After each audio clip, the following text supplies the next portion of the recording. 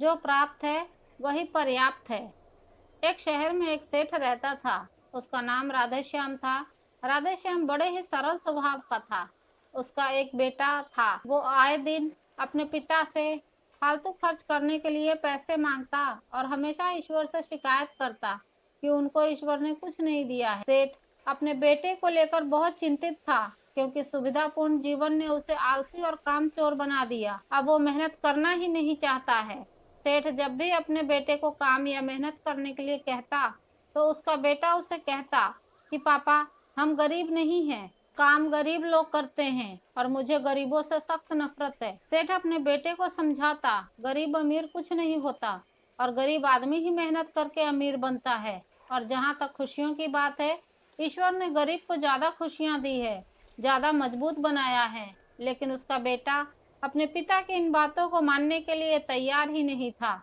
इसलिए सेठ ने अपने बेटे को सबक सिखाने के लिए और उसका भविष्य बचाने के लिए उसे एक गांव में लेकर गया, ताकि वह गरीबों का जीवन देख सके। सेठ अपने बेटे को एक ऐसे गरीब परिवार के पास ले गया जो बिना रोशनी पानी एक छोटे से घर में रहता था। सेठ के बेटे ने गरीब परिवार से पूछा, आप ऐसी परिस्थितियों में कैसे रहते हैं?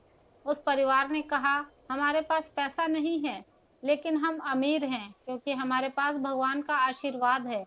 उसके बाद सेठ बेटे को गांव की नदी दिखाने लेकर गया। गोविंद नदी देखकर सोचा कि उसे अपने घर में पीने के लिए साफ पानी और नहाने और तैरने के लिए 24 घंटे नल का साफ पानी मिलता है, और यहाँ लोग अपनी सफाई, धुलाई और पीने का पानी, इन सभी कामों के लिए एक ही नदी से काम चलाते हैं। वे रात बिताने के लिए एक छोटे से घर में पहुंचे। गोविंद बिना बिस्तर और पंखे के नहीं सो पा रहा था। सेठ और उसका लड़का बाहर से आने वाली अजीब शोर से परेशान थे। लड़के ने उठकर बाहर देखा तो उसने पाया कि कुछ बच्चे आग के चारों ओर खेल रहे हैं। गोविंद उनको देखकर बहुत खुश हुआ। उसने सोचा कि उसके पास हर खिलौना है, लेकिन उन बच्चों के पास जो खुशी और आनंद है वो उसके पास नहीं। अगले दिन अपने बेटे को दोपहर के भोजन के लिए एक किसान के घर ले गया। उसके घर खाने के लिए बहुत कुछ नहीं था।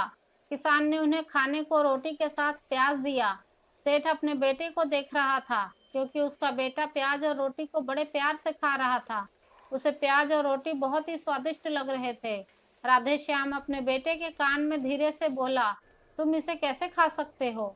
तुम तो फास्ट फूड और कई तरह के व्यंजन खाते हो। इस पर गोविंद ने अपने पिता से कहा कि पापा, मैं समझ गया हूँ कि खाने का असली स्वाद और रात को अच्छी नींद मेहनत करने के बाद ही मिलती है। हमारे पास बड़ा घर, स्विमिंग पूल और ठंडी हवा के लिए एसी है, लेकिन गरीब को ईश्वर ने पूरी नदी ही दे दी है। बच्चों को खेलने के लिए बड़े बड़े खेत और जंगल दिए हैं, जो उनको असली आनंद के साथ साथ मजबूत भी बनाते हैं। उनके पास खाने के लिए थोड़ा है, इसलिए उस थोड़े खाने में भी बहुत स्वाद और मजा है। सेठ के चेहरे पर एक मुस्कान थी, क्योंकि अब उसका बेटा समझ गया कि जो प्राप्त है वही पर्याप्त है। आशा करती हूँ ये कहानी आपको अच्छी लगी होगी। तो वीडियो पसंद आई है तो इसे लाइक और शेयर जरूर करें। चैनल पर नए हैं तो सब्सक्राइब जरूर कर लें।